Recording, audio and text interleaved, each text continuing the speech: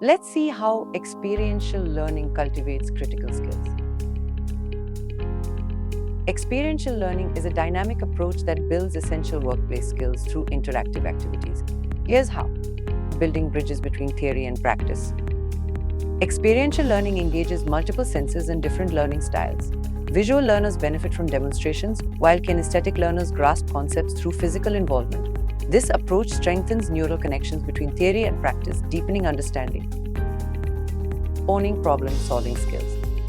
Experiential learning presents real-world challenges, requiring you to dissect situations, weigh options, and develop creative solutions.